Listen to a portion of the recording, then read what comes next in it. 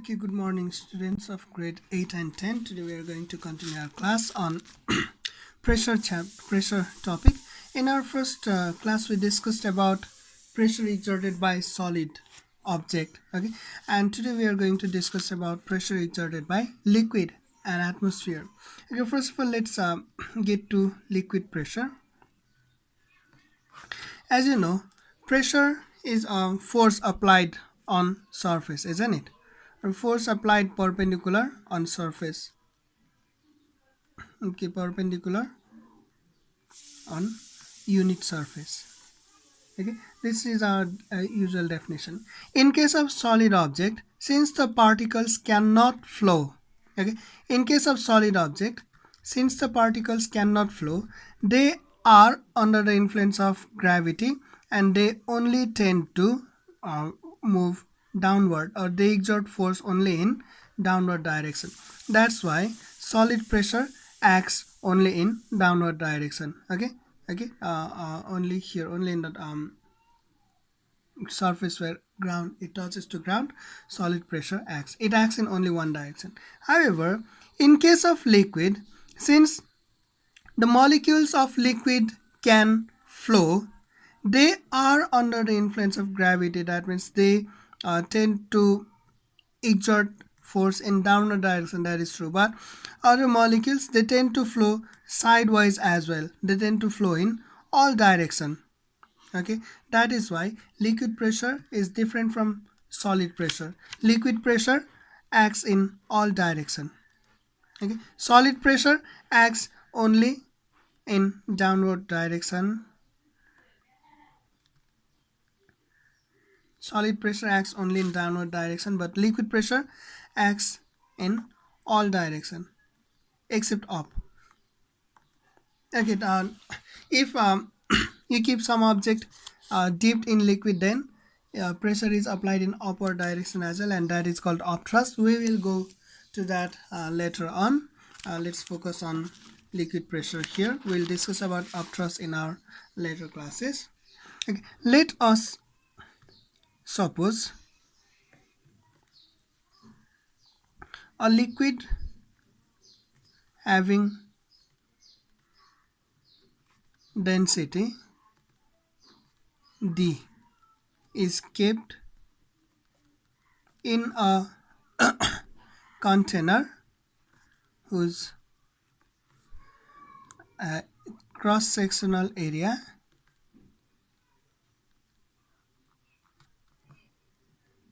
is A and depth of liquid is H. Okay, let us assume that you are given a container or a vessel whose cross-sectional area or area of base is A.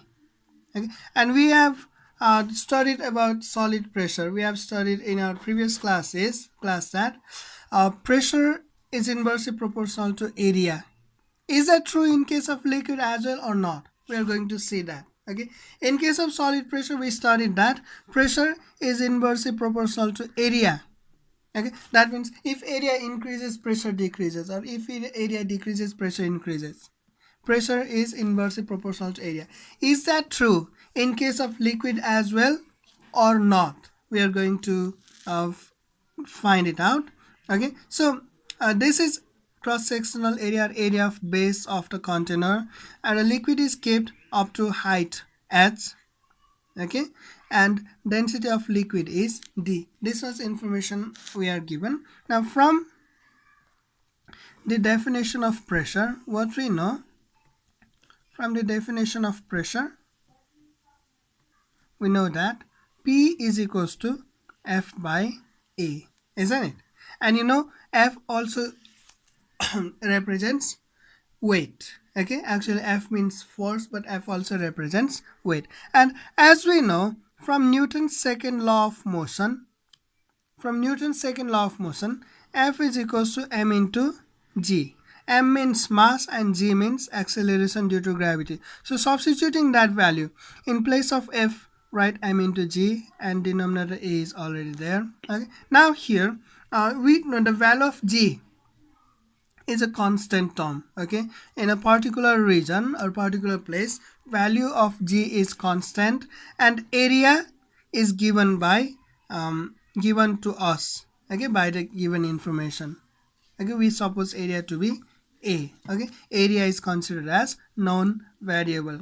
Now here, what is unknown variable here? M. We still don't know M, so we need to take another relationship which contains M. Okay, and there are basically in physics there are two relationships which contains M. One is F equals to M into G and another is equals to D equals to M upon V. Among these two, we have already used first equation, isn't it? So we are not going to use it again, but we are going to use it, the second one, D equals M upon V, or which means M equals to D into V. Okay, if you cross multiply here, you get M equals to D into V. Now substitute D into V in place of M. What you get?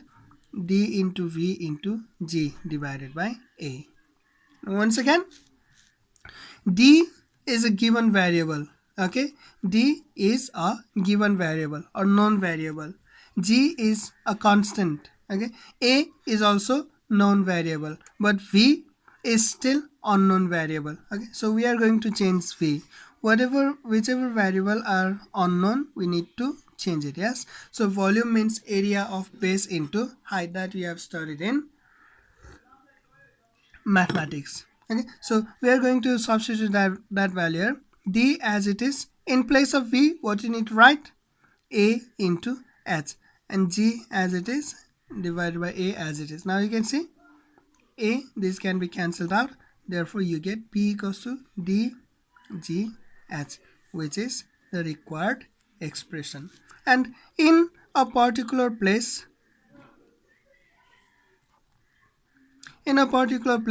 G is constant, isn't it?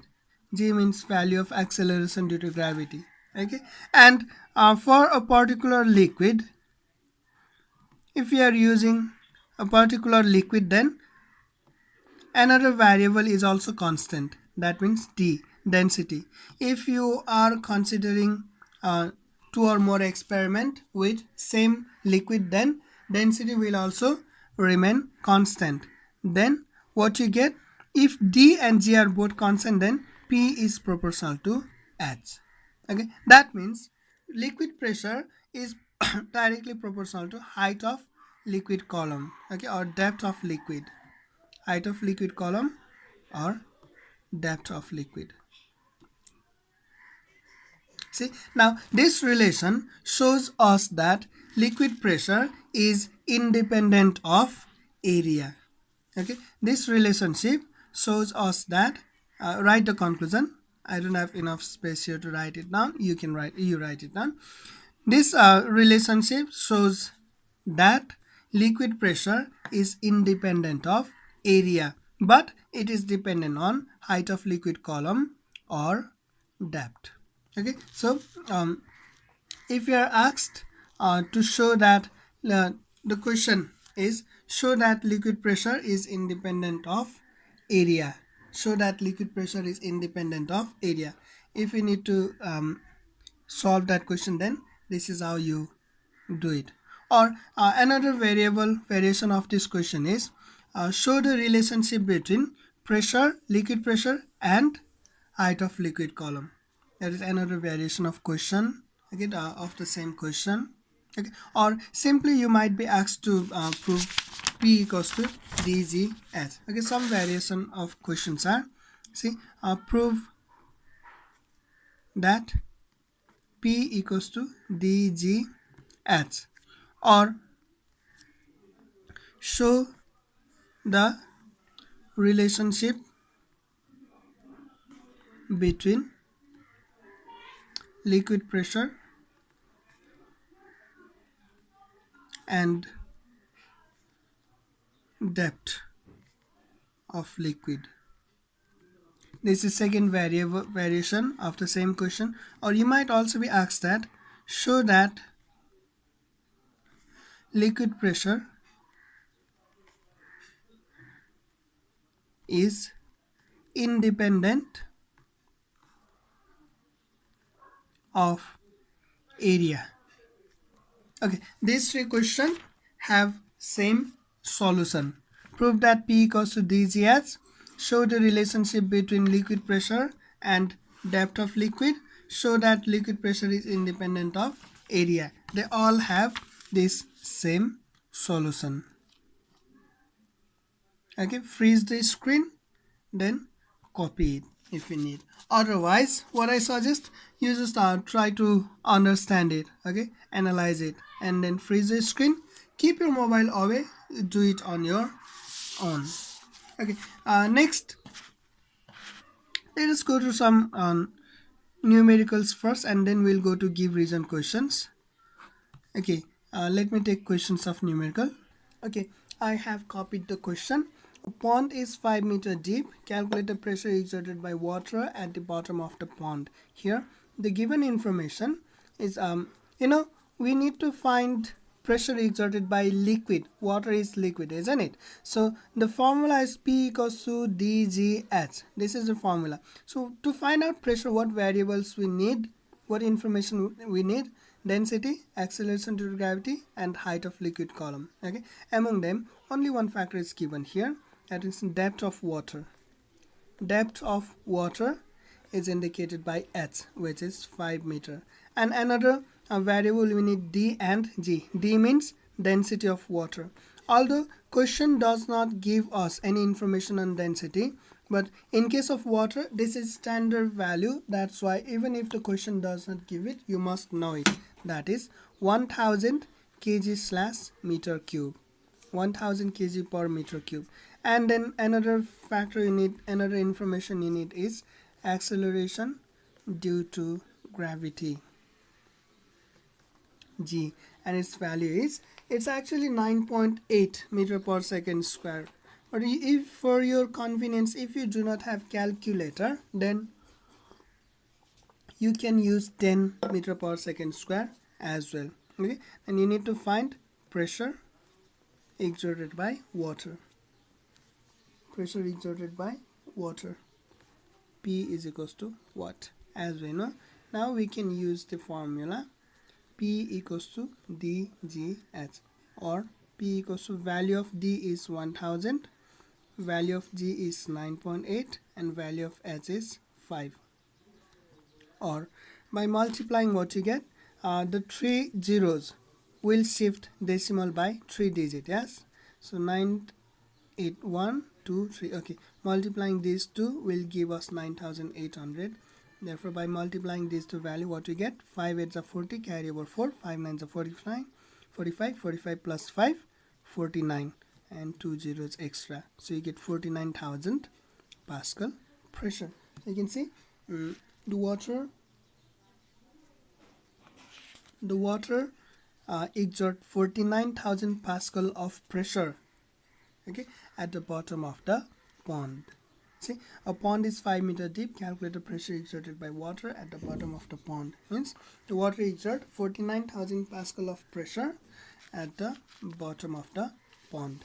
Now I'm going to give you some numerical questions that you need to solve on your own. Okay, and then we'll go to other sections. I'm going to freeze the screen. Until then, I'll copy numericals, and then you have to copy those questions. That will be your homework. Okay, I have copied the question. Now you freeze the screen, pause the screen and copy it, or you can write as I dictated. First question, find the pressure exerted at the base of container with the height of liquid being 5 centimeter. Now don't forget to convert this into SI system. 5 centimeter, convert it into meter. How do you convert 5 centimeter into meter? By dividing it with 100. Okay, because there are 100 centimeter in 1 meter. Divided by 100 and you get it into meter. That means it would be 0.05 meter. Second question, a water tank of height 3 meter is completely filled. Calculate the density of the liquid if it exerts a pressure of 600 Pascal at the bottom. You are given pressure, you are given height of liquid column. Okay, you need to find density. But it says the water tank, but it does not have to be water. Okay, don't be confused here. It does not have to be water. Okay. And next, question number third. A tank has dimension of 3 meter by 2 meter by 1 meter. It means length of tank is 3 meter, breadth is 2 meter, and height is 1 meter. And you know that while calculating liquid pressure, we only need height. These two information are completely useless for us. We don't need these information. Okay, because we just now we proved that liquid pressure is independent of area. So it is half filled. Okay, the height of tank is 1 meter and it is half filled. What does it mean? It means depth is 0.5 meter. Okay, don't make any confusion there. The depth is 0.5 meter. Now calculate the pressure exerted by water on the bottom of the tank. Okay, you need to solve these three questions. Now we are going to another topic, which is characteristics of liquid pressure. Characteristics of liquid pressure. And there are give reason questions associated to it. Okay. Now, if you need to define liquid pressure, how do you define it? Okay, liquid pressure is defined as the pressure exerted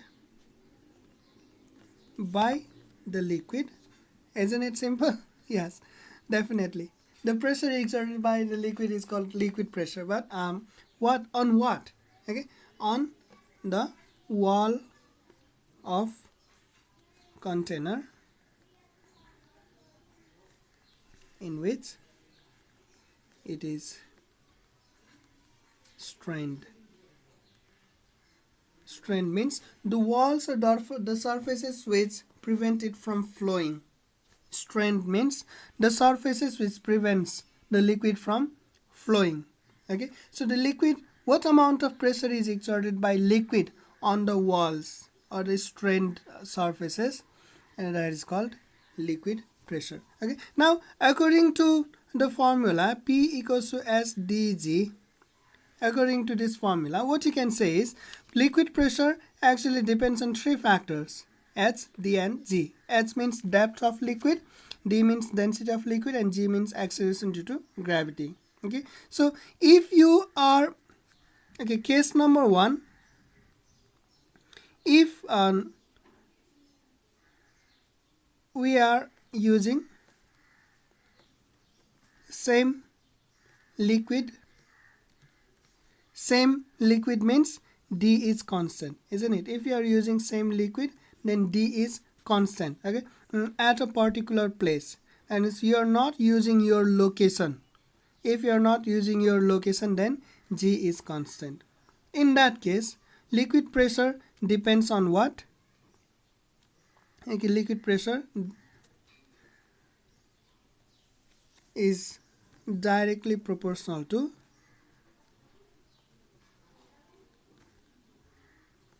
okay, you got it what I wanted to say. If D and G are constant, then liquid pressure is proportional to depth. Okay, that means P is proportional to H. This is the first condition, and this is the same thing we discussed in our previous part also. In case number two, see, in second case, if same liquid is used, same liquid use means D is constant once again, okay, and same depth of liquid. Same depth of liquid means H is also constant, isn't it? You are keeping the depth same. Then if same depth of liquid is transferred from one place to another. So when you transfer the liquid from one place to another, you're using same liquid, D is constant, and you're using same amount or same depth of liquid, H is constant, but you're transferring it from one place to another place. Then what is the only variable? H is constant, D is constant, G is the only variable, isn't it? So you get that liquid pressure is directly proportional to acceleration due to gravity. That means P is proportional to G. In short, you can write liquid pressure varies from place to place. In case 1, you can write in short liquid pressure varies according to depth of liquid.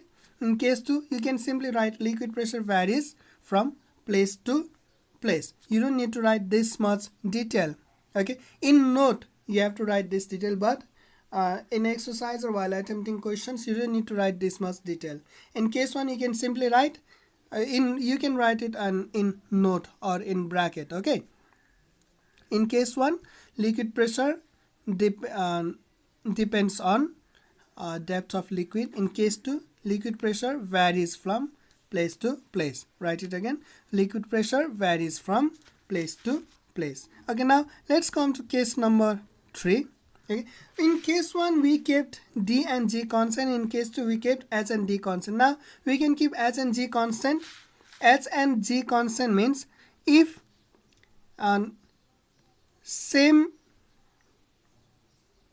depth of liquid means H is constant, isn't it? If same depth of liquid is used in particular place, okay, different liquid, same depth of different liquid. When I say different liquid, then obviously D is variable. Yes, used in particular place. Particular place means G is constant.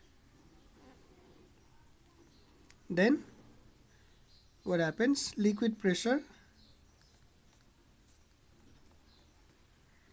is directly proportional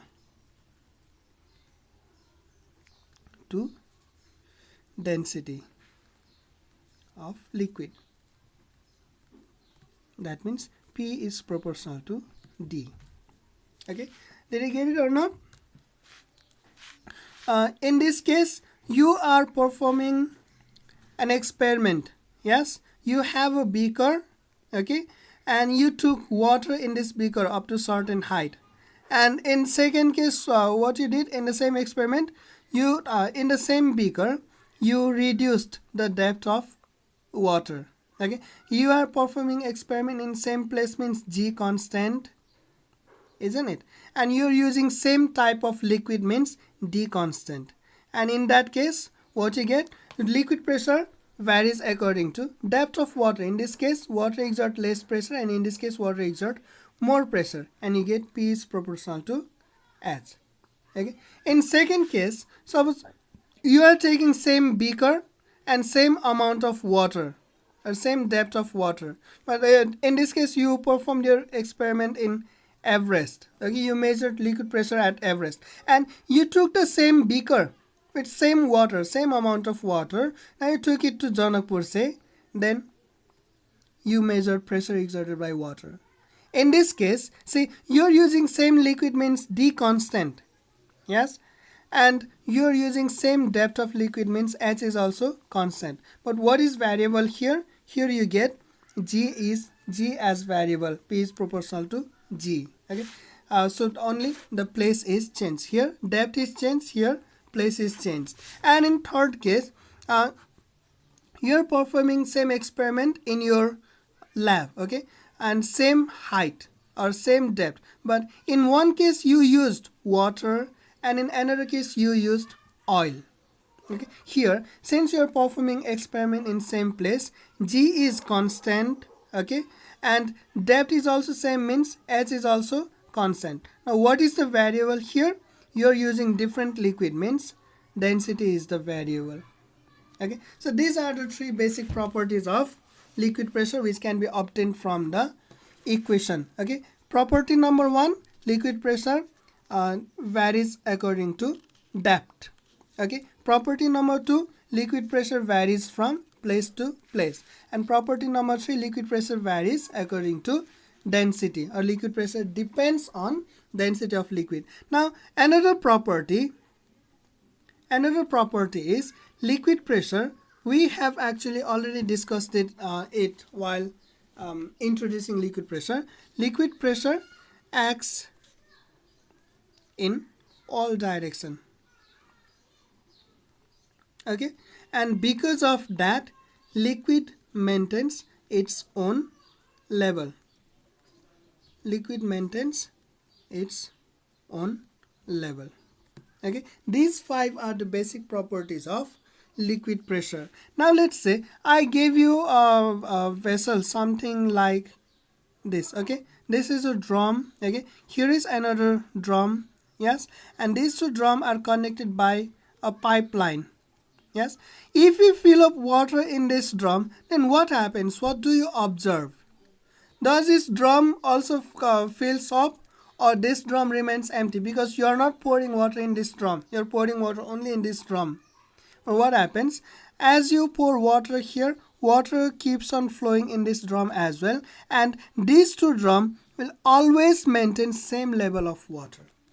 No matter in whichever drum you pour water, but they always maintain same level of water.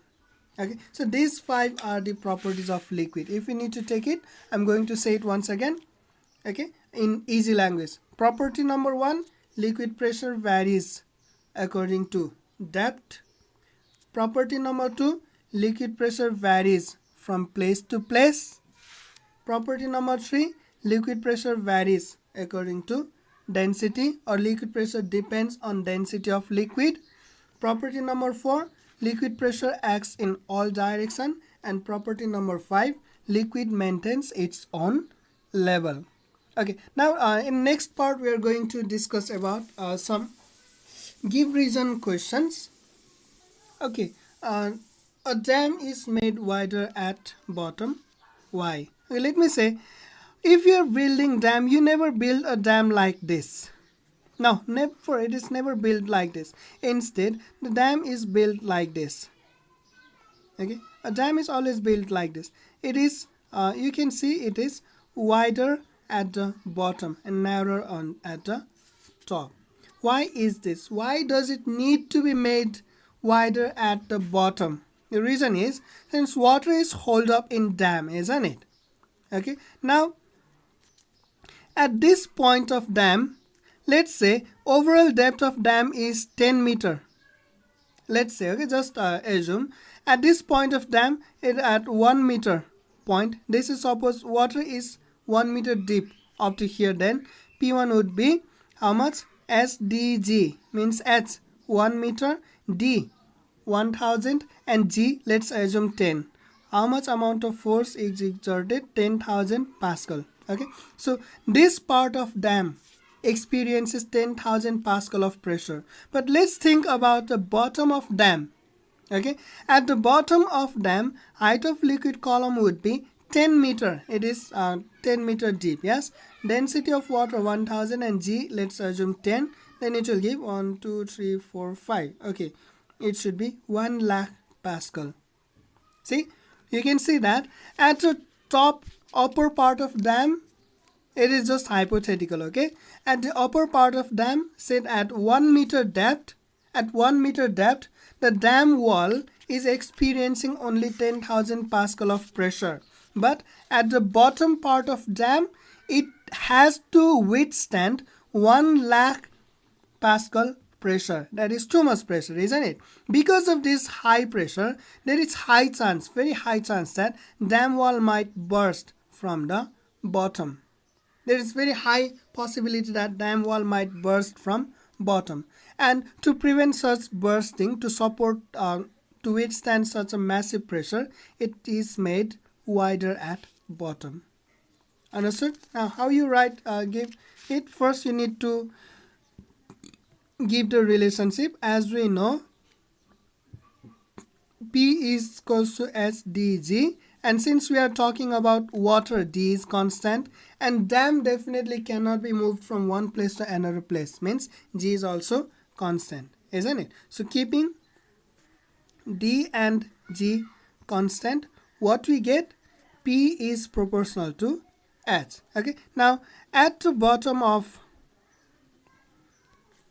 dam, depth of water is greatest. So water exert greatest amount of pressure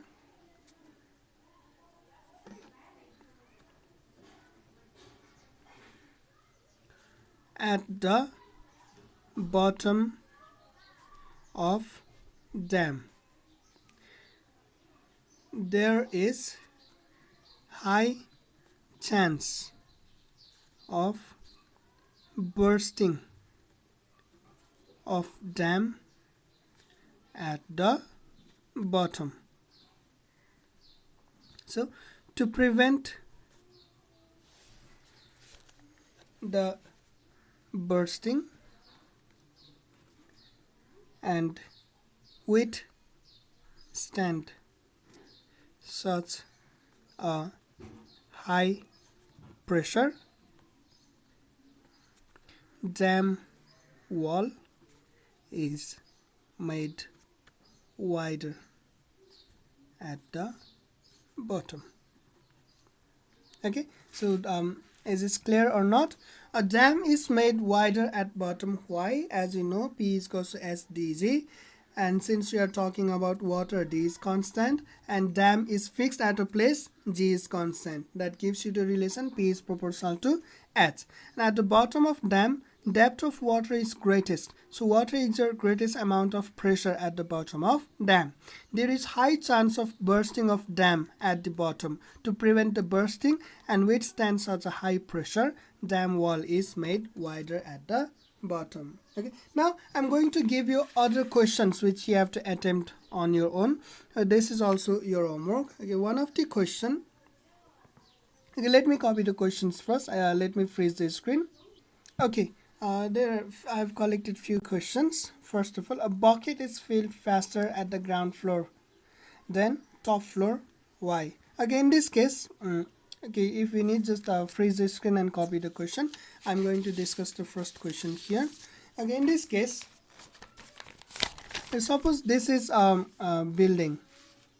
Okay, this is a building and ground floor, first floor, second floor, top floor. And if you have noticed that usually water tanks are placed at the topmost floor, at the topmost terrace, isn't it? And then a pipe system, a pipeline runs from that tank, okay, and then it runs to the bottom floor of the house, and in each floor from the same pipeline, in each floor taps are fitted. Yes, now in this case, if you try to fill a bucket from all those taps at the same time simultaneously, you keep a bucket and then you opened all the taps simultaneously, then what you can see that bucket at the ground floor is filled faster than at the top floor. This is the bucket at top floor is the last to be filled out, whereas the bucket at the ground floor is the first to be filled out. Why does this occur? Is that you can see the water inside pipe also forms the depth of water. Okay, the water inside pipe also forms the depth of water. So in case of top floor, height of liquid column is less than in case of ground floor. Okay, you can see in case of ground floor, height of liquid column is much more higher than for top floor, and because of that, water exerts more pressure at the tap of down floor. Okay, what did I say? It's ground floor. Sorry. The water exerts maximum pressure at the tap of ground floor. That's why water is filled faster in the ground floor than at top floor. Okay, and next question we have question number 2. Blood pressure is more at the feet than in the head. Why? Once again the same thing. This is the okay, I'm not a good artist. I'm going to draw like this. Does it look like human? I don't think so. Okay, it looks more like a robot than a human. Yes, okay, anyway, suppose you have blood vessel all over your body. Okay, then once again you can justify that at feet the height of liquid column or blood column is more than at the head, isn't it? Height of blood column is more at the feet than at head. That's why blood pressure is relatively higher in our feet than our head. Okay, justify it like that. And next, deep sea divers wear diving suit. Why? Okay, deep sea divers, suppose this is an ocean, you have to dive very deep in the ocean, isn't it? Also called scuba diving. Yes. Okay, you have to dive very deep in ocean. In that case, the whole water column above you will exert pressure on your body. Yes, because of this very high liquid column, water exert very high amount of pressure on your body. In some case, that pressure can even cross the diver, and to protect their body from such a crossing pressure, they need special diving suit which cancels out that pressure on them. Okay, so today you have 6 questions as an assignment, 3 questions from give reason, and 3 questions I have already given you from numerical. Okay, and as I promised you at the beginning, we are not going to discuss about atmospheric pressure now. Okay, at first I told you that we will be discussing liquid pressure and atmospheric pressure, but we are not discussing about atmospheric pressure now, because that part is needed only for grade 8, not for grade 10. So this much part is shared by both grade 10 and 8. So from tomorrow classes will be separate, and that atmospheric pressure part I will be covering only in grade 8 lesson, and tomorrow we will separate our class. Okay, grade 8 and grade 10 separate videos will be uploaded. And this was for today. Please submit these 6 questions in Messenger as a personal message to me. Thank you, class.